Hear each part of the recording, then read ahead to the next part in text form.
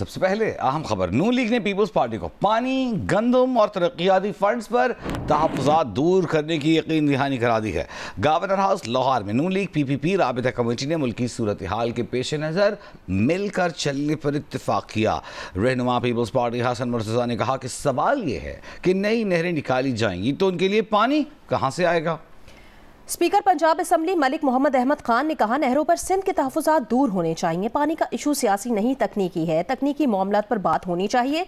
इजलास में पंजाब में पावर शेयरिंग पर पेशरफ्त का जायजा लिया गया।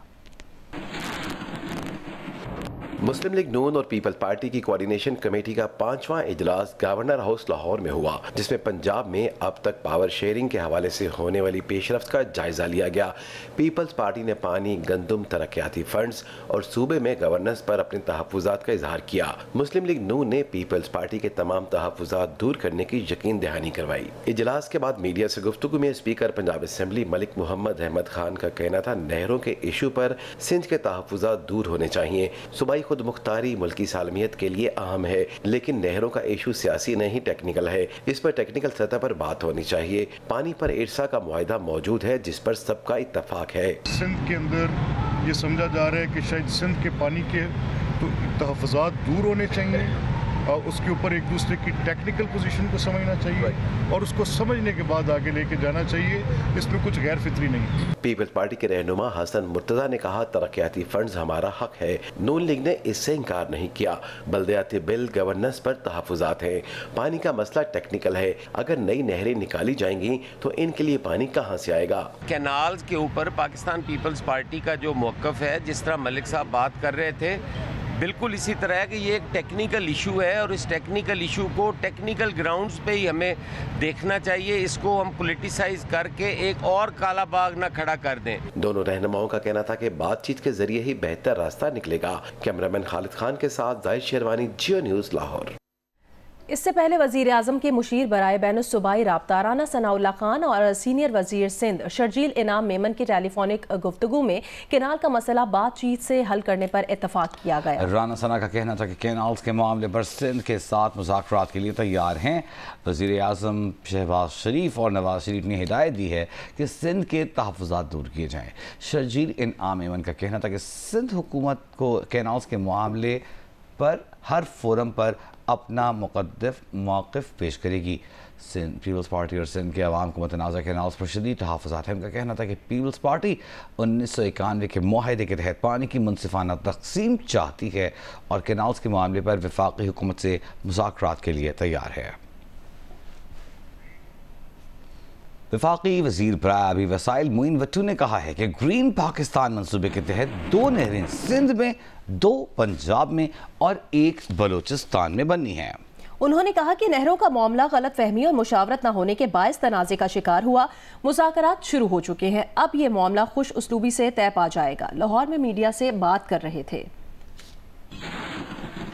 टोटल कितनी नहरें हैं जिसके ऊपर सिंध को इतराज़ है, वरना ये ग्रीन पाकिस्तान इनिशिएटिव के तहत तो ये और भी सूबों में बननी है। नहीं, बाकी नहरें तो ऑलरेडी पहले के इश्यूज़ हैं, जिसमें से 2 नहरें सिंध की हैं, 2 पंजाब की हैं, 1 बलूचिस्तान की है। मगर जो एक नहर पे जिस पे ज़्यादा इशू अब जो ताज़ा तरीन जो है वो है जो चोरस्तान वाली नहर है। उसमें भी मैं यही आपको अर्ज़ करूँगा कि जो पहले फार्मूला इरसा का है उसी के तहत उस नहर को पानी दिया जाएगा और कोई अपने हिस्से के पानी को अपनी मर्ज़ी से इस्तेमाल कर सकता है जैसे वो चाहे। कोई ऐसा डिस्प्यूटेड इशू है नहीं, मगर सिर्फ मिसअंडरस्टैंडिंग या नेगोशिएशन ना होने की वजह से ये सिचुएशन पैदा हुई है। मौसम की खबर दें, कराची आज भी गर्मी की शिद्दत बरकरार रहने की पेशगोई की गई है। दर्जा हरारत 40 डिग्री तक जाने का इम्कान है, जबकि माहिरीन की शहरियों को एहतियात की हिदायत जारी की गई है। उधर हैदराबाद में ज़्यादा से ज़्यादा दर्जा हरारत 41, नवाबशाह 42, सखर 40, मुल्तान 39, लाहौर 38, पेशावर में 33, जबकि कोयटा में भी दर्जा हरारत रहने की तवक्को है। महकमा मौसमियात के मुताबिक कश्मीर, गिलगित बल्तिस्तान और बालाई खैबर पख्तूनख्वा में चंद एक मकामात पर तेज़ हवाओं और गरज चमक के साथ बारिश का इम्कान है। गुज़िश्ता रोज़ रावलपिंडी और इस्लामाबाद में एक बार फिर बारिश और ज़ालाबारी हुई। जड़वां शहरों के मुख्तलिफ इलाकों में छोटे साइज़ के ओले गिरे, ताहम किसी नुकसान की इत्तला नहीं मिली।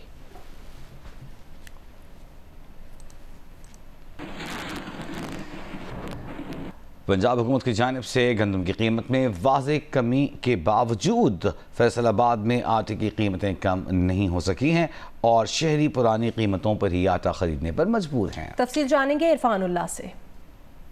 पंजाब हुकूमत ने नई गंदम के निर्ख 2900 रुपए फी मन मुकर्रर किए हैं, जो गुज़िश्ता साल की निस्बत 1000 रुपए फी मन कम होने के बावजूद चक्की मालकान आटा 95 रुपए से 110 रुपए फी किलो फरोख्त कर रहे हैं। नहीं, आटे की कीमतें कम नहीं हो रही। ठीक है, गवर्नमेंट ने जो किया है वो अच्छा इक़दाम किया है, कनक का गंदम का रेट कम किया हुआ है, गरीबों का भला किया हुआ है। अभी तक आवाम के पहुंच से दूर हैं। बेहतर यह है कि इसको थोड़ा सा 15-20 रुपए और कम होने चाहिए। चक्की मालकान कहते हैं कि नई गंदम की मार्केटों में दस्तयाबी कम होने की वजह से पुरानी गंदम इस्तेमाल हो रही है, जबकि सिंध से आने वाली गंदम भी महंगी है, इसीलिए वो आटे की कीमतों में ज़्यादा कमी नहीं कर सकते।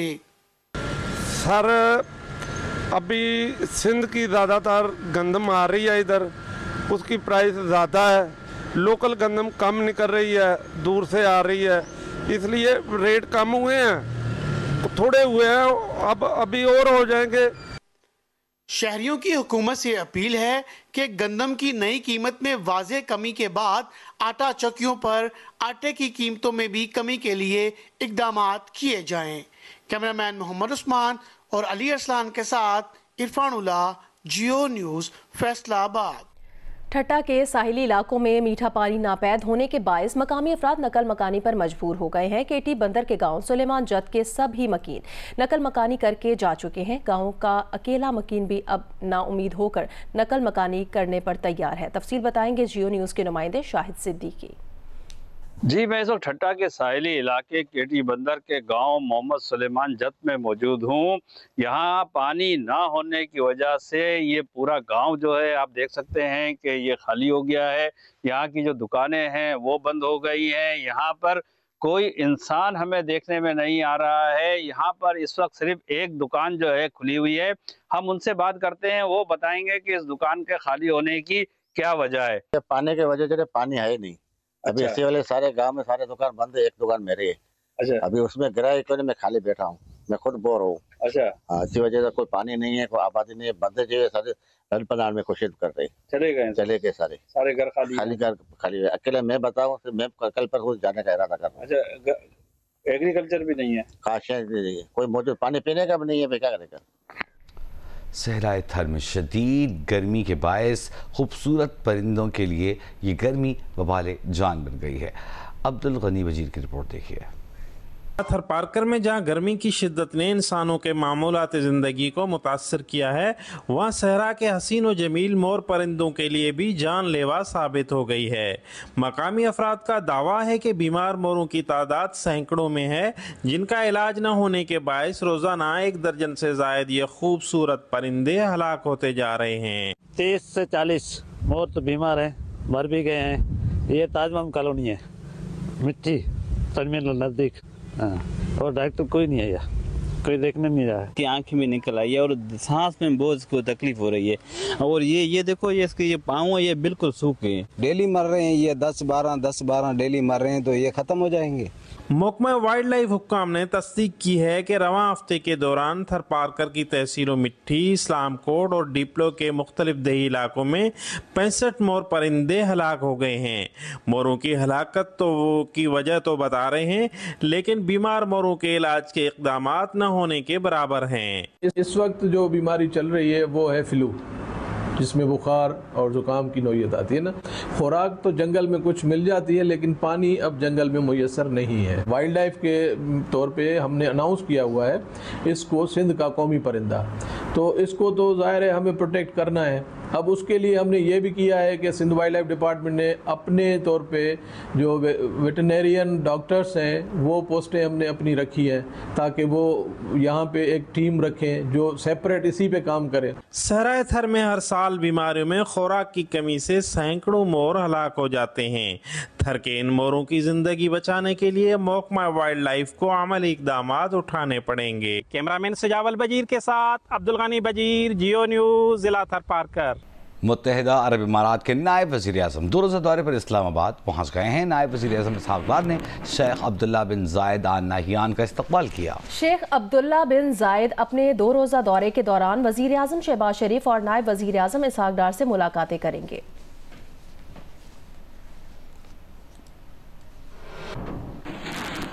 वज़ीर ख़ारजा इसहाक़ डार की ईरानी हम मनसब सैयद अब्बास इराक़ची से टेलीफोनिक गुफ्तगू हुई है। तर्जुमान दफ्तर ख़ारजा के मुताबिक दोनों वज़राए ख़ारजा के दरमियान 2 तरफ़ा ताल्लुकात और ताउन बढ़ाने पर इत्तफ़ाक़ किया गया। आलमी उमूर पर भी तफसीली तबदला ख्याल। अमरीका और ईरान के दरमियान मुसालिहती कोशिशों पर भी बातचीत की गई। इसहाक़ डार ने उम्मीद ज़ाहिर की कि मुसालिहती कोशिशें अमन और तरक्की का बाइस बनेंगी।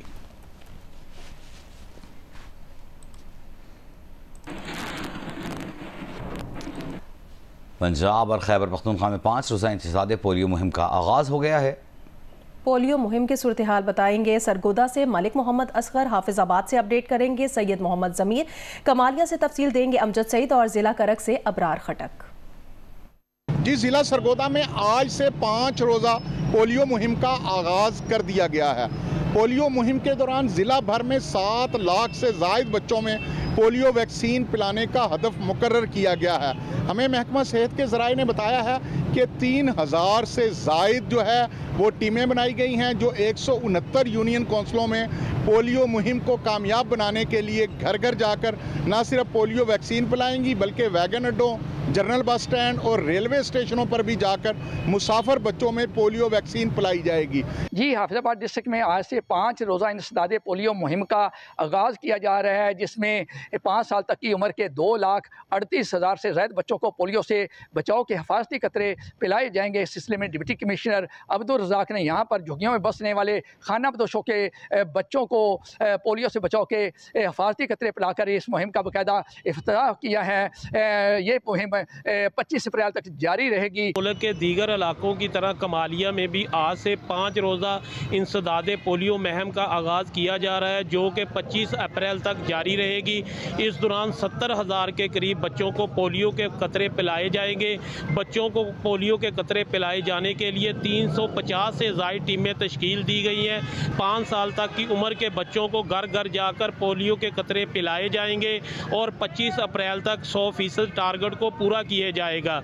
जी बिल्कुल, ज़िले करक में आज से 5 रोज़ के लिए पोलियो मुहिम का आगाज़ कर दिया गया है। पोलियो मुहिम के लिए सिक्योरिटी के सख्त इंतजाम किए गए हैं। इस वक्त हमारे साथ पोलियो के डिस्ट्रिक्ट इंचार्ज डॉक्टर शुएब मौजूद हैं, इनसे बात करेंगे। करक में टोटल 21 यूनियन कौंसल हैं। 21 यूनियन कौंसल में हम 1,27,900 बच्चों को पोलियो के कतरे पिलाएंगे। उसमें हमारे पास 692 ट्रांजिट मोबाइल टीमें हैं, 31 ट्रांजिट टीमें हैं और जो है ना 35 फिक्स साइट्स हैं। और इसमें जो है ना ये कैंपेन ज़ोर शोर से इंशाल्लाह जारी है और वालिदैन से दरख्वास्त है कि पोलियो के कतरे अपने बच्चों को लाजमी पिलाएं। दरियाए सिंध के किनारे जिना बैराज के मकाम पर खूबसूरत जिना पार्क इस वक्त खस्ता हाली का शिकार है। इलाके भर के लोग बड़ी तादाद में यहाँ फैमिलीज के साथ सैर व तफरी के लिए आते हैं, लेकिन पार्क में जगह जगह गंदगी के ढेर लगे हैं। तफसील बताएंगे मियांवाली से जियो न्यूज़ के नुमाइंदे इनायतुल्लाह नियाजी। सिंध के किनारे जिना बैराज के मकाम पर एक खूबसूरत सैर व तफरी के लिए पार्क बनाया गया, जिसमें बच्चों और फैमिली के लिए बहुत सारे झूले और दीगर सामान तामीर किया गया। यहाँ पर दूर दराज से लोग हर त्यौहार पर आते हैं और यहाँ पर जो पिकनिक भी मनाते हैं और सैर तफरी करते हैं। ख़ासकर ईदों के मौका पर हज़ारों की तादाद में लोग यहाँ आते हैं, जहाँ खाने पीने के स्टॉल भी लगाए जाते हैं और लोग एंजॉय करते हैं। लेकिन अब इस पार्क की हालत इंतहाई खस्ता हो चुकी है। जगह जगह गंदगी के ढेर लगे हुए हैं और सफाई का कोई इंतज़ाम नहीं है। इरिगेशन के महकमा के ज़ेरे कंट्रोल इस पार्क में लेटिनों की हालत भी इंतहाई खस्ता है और साथ ही यहाँ पानी का भी कोई इंतज़ाम नहीं है। शहरियों ने हुकूमत पंजाब से मुतालबा किया है कि इस पार्क पर फौरी तौर पर तवज्जो दे, इसकी सफाई और पानी और वाशरूम का बेहतर इंतज़ाम किया जाए। और आपको बताएं, सवात की तहसील कबल की मेन शाहराह टूट फूट का शिकार है, जिसके बायस मकामी आबादी के साथ साथ सयाहत के लिए आने वालों को भी मुश्किलात का सामना है। तफसीलात महबूब अली से। जी बिल्कुल, मैं इस वक्त स्वात के इलाके कबल में मौजूद हूँ और अगर हम स्वात के तहसील कबल की बात करें तो ये स्वात का सबसे बड़ा तहसील है, जिसकी आबादी अब 7 लाख अफराद से भी ज़्यादा है। लेकिन बदकिस्मती से मेरे बैकग्राउंड में इस वक्त आप देख सकते हैं कि इसका ये जो मेन रोड है ये गुज़िश्ता 3 साल से यूँ ही ख़राब पड़ा है और यहाँ की मकामी लोगों का ये कहना है कि सड़क की अदम तामीर के बायस न सिर्फ मकामी लोगों को शदीद मुश्किलात का सामना है बल्कि ये सड़क ज़िला स्वात को ज़िलादीर के साथ भी कनेक्ट करता है। इसलिए ये सड़क की अदम तामीर के बायस से न सिर्फ स्वात के लोगों को मुश्किलात का सामना है बल्कि दीगर अजला से जो दाखिल होने वाले लोग हैं जो कि स्वात आते हैं उनको भी शदीद मुश्किलात का सामना है।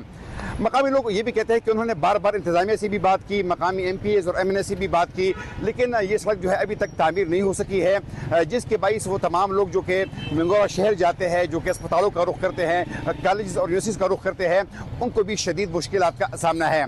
इसलिए इन लोगों ने हुकूमत से ये मुतालिबा किया है कि इस सड़क को फौरी तौर पर तामीर किया जाए ताकि मकामी लोगों की मुश्किलात में कमी आ सके। जी, खेल के मैदान से खबर है। HBL-PSL 10 में इस्लामाबाद यूनाइटेड की मुसलसल चौथी कामयाबी। कराची किंग्स को 6 विकेटों से हरा दिया। नेशनल स्टेडियम में होम टीम 7 विकेटों पर 128 रन बना सकी। कराची में होम टीम की बैटिंग लाइन इब्तदा ही में लड़खड़ा गई। डेविड वार्नर 3 और जेम्स विंस 4 रन बनाकर आउट हो गए। अब टीम सैफर्ड और साद बेग ने स्कोर 22 से 61 तक पहुंचाया। साद बेग 20 और सैफर्ड 30 रन बनाकर हिम्मत हार गए। उसके बाद खुशदिल शाह ने 17 रन बनाए और आखिरी लम्हात में अब्बास आफरीदी ने 3 छक्के लगाए। 9 गेंदों पर 24 रन बनाकर टीम का स्कोर 7 विकेट पर 128 रन तक पहुंचा दिया। इस्लामाबाद यूनाइटेड की तरफ से नसीम शाह, जैसन होल्डर और शादाब खान ने 2-2 विकेटें हासिल की। 129 रन के ताक़ुब में साहबजादा फरहान ने यूनाइटेड के लिए जारहाना आगाज किया। वो सिर्फ 18 गेंदों पर 30 रन बनाकर लौट गए। कॉलिन मनरो सिर्फ 4 रन बना सके। अब आजम खान और शादाब खान ने पार्टनरशिप लगाई और टीम का स्कोर 103 रन तक पहुंचा दिया। आजम खान 31 रन बनाकर आउट हुए। शादाब खान ने 47 रन बनाए और टीम को जीत के करीब पहुंचा दिया। फिर नवाज ने मैच फिनिश कर दिया। इस्लामाबाद यूनाइटेड ने हदफ 17 गेंदों पहले 4 विकेट पर पूरा कर दिया। ये PSL 10 में इस्लामाबाद यूनाइटेड की मुसलसल चौथी कामयाबी है। इवेंट में आज कराची किंग्स का मुकाबला पेशावर ज़ल्मी से होगा। पाकिस्तान सुपर लीग की नामा फ्रेंचाइज लाहौर कलंदर्स ने मुल्तान क्रिकेट स्टेडियम में प्रैक्टिस सेशन किया।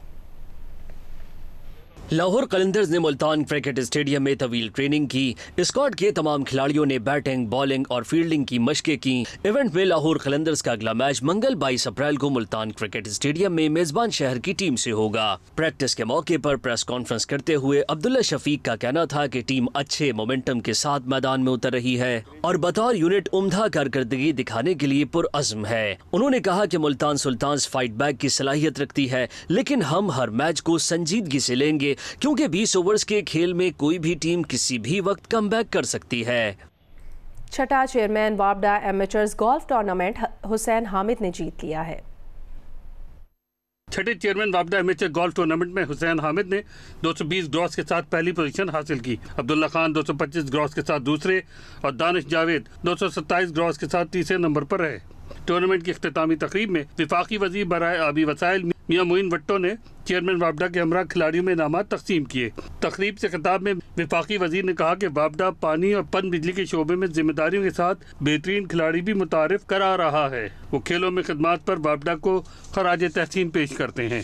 तकरीबन 2200 के करीब खिलाड़ी या ऑफिशल्स जिनकी हौसला अफजाई जो वापडा की तरफ से हो रही है और उन्होंने अपने अपने मैदान में, खेल के मैदान में भी बड़े बड़े मेडल्स हासिल किए हैं। यहाँ अहम खबर देंगे आपको। यमन के दारुल हुकूमत सना पर अमरीकी फ़ज़ाई हमला, एक और हमला हुआ है और 12 अफराद इसमें जाँ बहक हो गए हैं, 30 जख्मी हैं। दूसरी अक्सरियती तंजीम अंसारुल्लाह के मुताबिक अमरीकी तैयारों ने फरवा डिस्ट्रिक्ट में मार्केट और रिहायशी इलाके को निशाना बनाया। जुमेरात के फ़ज़ाई हमले में 80 अफराद जाँ बहक और 150 से ज़ायद जख्मी हो गए थे। अमेरिकी सदर डोनाल्ड ट्रंप ने उम्मीद जाहिर की है रूस और यूक्रेन रवां हफ्ते मुआहिदा कर लेंगे। डील के बाद दोनों ममालिक अमेरिका के साथ बड़ी तिजारत करना शुरू करेंगे।